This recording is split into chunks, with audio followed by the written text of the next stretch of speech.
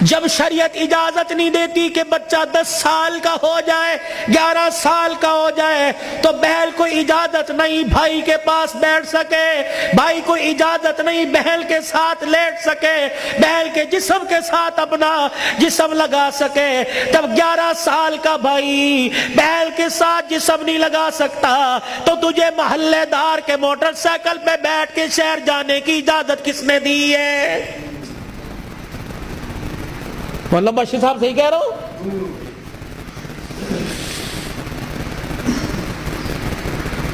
ابا جان ناراض نہ ہونا, نبی بھی نبی تھے. کہ میرے علی میں فرق ہی کوئی نہیں, علی کہاں میں کہاں, اب تجھے لے جانے کے لیے علی سے اجازت لینی پڑے گی. چپ کر کے گھر کے کونے میں بیٹھ گئے. کب آئے گا کب آئے گا کہاں؟ اتنی دیر میں سیدنا علی رضی اللہ عنہ نے گھر کے حجرے کا پردہ ہٹایا, ناک کی نتھے پھلائی. فاطمہ ابا آئے ہیں. علی تجھے کیسے پتہ لگا؟ کہ ویڑا بتلا رہا ہے, نبوت کی خوشبو سے مہک رہا ہے. وہ بیٹھے. کیوں؟ کوئی غلطی تو نہیں ہوگی؟ نہیں علی میرا ابا مجھے لینے آیا ہے. تو گئی کیوں نہیں؟ علی تیرا انتظار تھا. فاطمہ میرا انتظار کیوں کیا؟ کہ تیرا حکم نہیں, اجازت نہیں. کہ تیرے باپ کے آگے میں کیا اجازت دوں گا؟ کہ علی بات اجازت کی نہیں, بات تیری مرضی کی نہیں. رب ذوالجلال کی قسم ہے اگر تیری اجازت کے بغیر آج چلی جاتی تو قیامت کی صبح تک میرے باپ کی نبوت والی پگڑی پہ لوگوں کی انگلیاں اٹھ جاتی.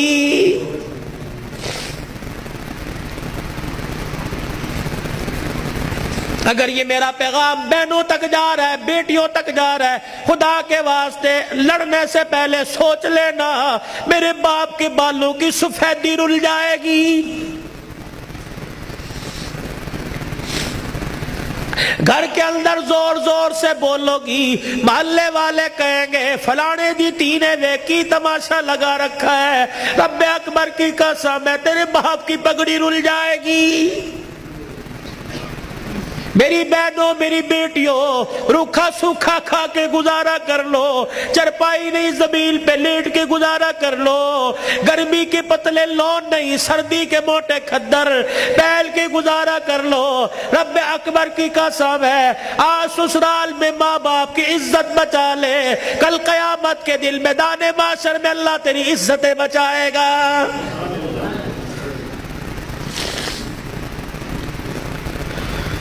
علی رضی اللہ تعالیٰ عنہ کہنے لگے جلدی جا. علی جاؤں گی صحیح لیکن جانے کا انداز کچھ اور ہوگا. کیا؟ میرا پردہ آسمان کے ستاروں سے بھی ہو جائے. تو پھر ایسی گود کے اندر حسین نہ آتا تو کون آتا؟ ایسی گود کے اندر زینب نہ آتی تو کون آتی؟ ایسی گود کے اندر حسن محسن نہ آتے تو کون آتے؟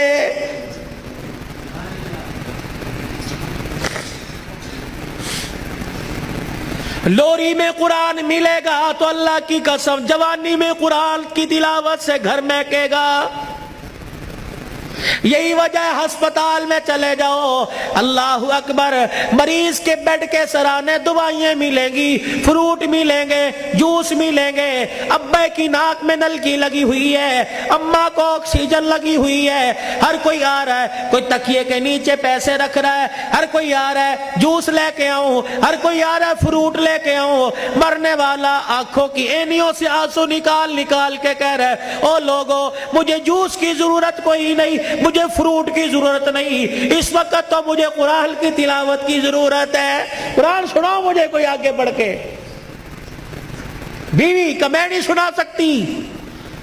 جب شادی کی تھی تو میرے ماں باپ نے کہا تھا کہ ماشاءاللہ ترجمے سے قرآن پڑھی ہے. پتہ تیری ماں نے اس وقت کیا کہا تھا؟ او تے ٹھیک ہے سکول کنا پڑھی ہے. تو تیری ماں نے قرآن پڑھنے کے بجائے سکول کو ترجیح دی تھی. میں تجھے ABC سنا سکتی ہوں, قرآن نہیں سنا سکتی. بیٹے تو مجھے قرآن سنا دے, سورہ یاسین سنا. بیٹے تو مجھے سورہ رحمان سنا. ہاتھ جوڑ کے پیچھے کھڑا ہو گیا. اور تو نے قرآن نہیں پڑھا؟ نہیں ابا جی. کیوں؟ ابا جان قصور میرا نہیں, قصور تیرا ہے.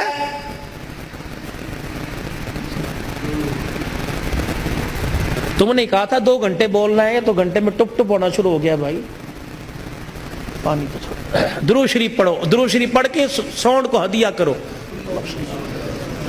انسان کی روزی اللہ برکت دے بھائی اس کے اندر.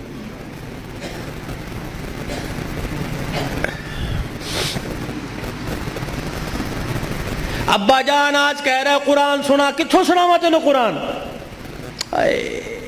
ابا جان وہ یاد کر میں دنیا میں نہیں آیا تھا.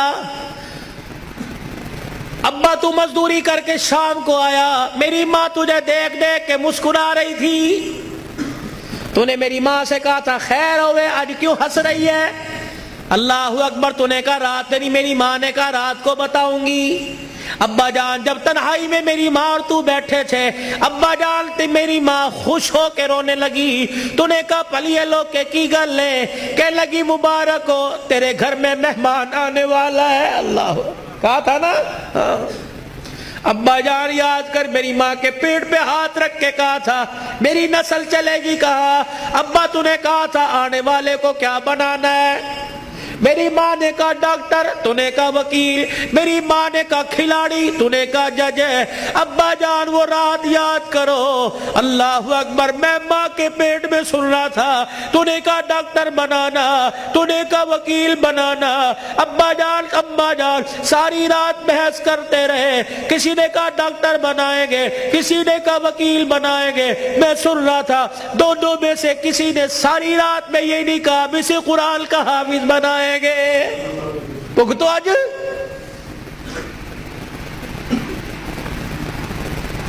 بتاؤ ڈاکٹری کام آئی, وکالت کام آئی, کیا کام آ رہا ہے؟ ابا جان 9 مہینے کے بعد میں دنیا میں آیا, تجھے تیری سفید داڑھی کا حیا نہ آیا. ابا جان تو نے بھی تالیاں بجا بجا کے میرا استقبال کیا. تم سارے ہنس رہے تھے, میں رو رہا تھا اپنے اور تمہارے نصیبے پر.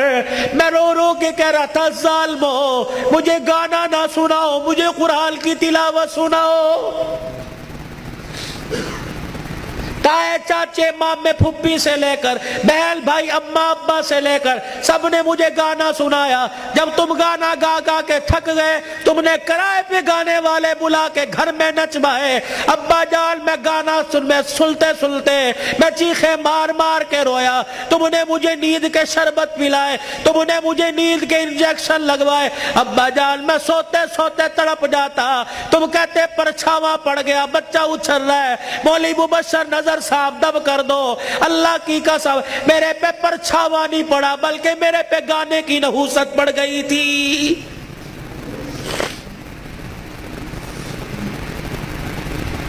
اتنا سا میں اسکول کا بیگ لے کے گھر سے نکلتا, گانے کی آواز سن کے نکلتا. 10 گھنٹے بعد 8 گھنٹے بعد گھر آتا, آتے مجھے گانے کی آواز ملتی. روٹی پکاتے ہوئے ماں گانا سنا کرتی, آٹا گولتے ہوئے گانا سنا کرتی, جھاڑو دیتے ہوئے گانا سنا کرتی. اماں جان تم نے خالی کنویں کے اندر اتنا گانا بھر دیا کہ میری غذا قرآن نہیں گانا بن گئی. ابا ہاتھ جوڑ کے میں عرض کرتا ہوں کہ 25 سال کی عمر میں اور تمہارے 55 سال کی عمر میں تمہیں قرآن نہیں سنا سکتا بلکہ گانا ہی سنا سکتا ہوں.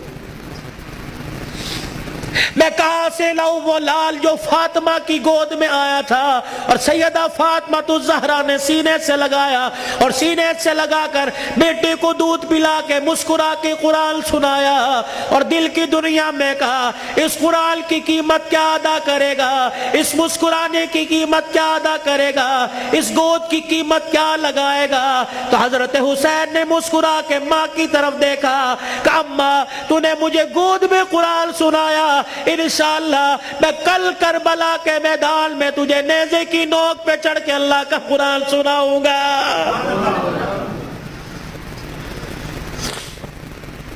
مولانا بشر نظر صاحب, بھائی عمر صاحب, بھائی ابو ذر صاحب, جہاں جاتا ہوں ہاتھ جوڑ کے کہتا ہوں خدا کے واسطے اپنے بچوں کو تھوڑا سا قرآن پڑھا دو, خود بھی سورہ فاتحہ یاد کر لو, اپنے بچوں کو بھی سورہ فاتحہ یاد کرا دو اور گھر والوں کو وصیت کر دو. جب میرا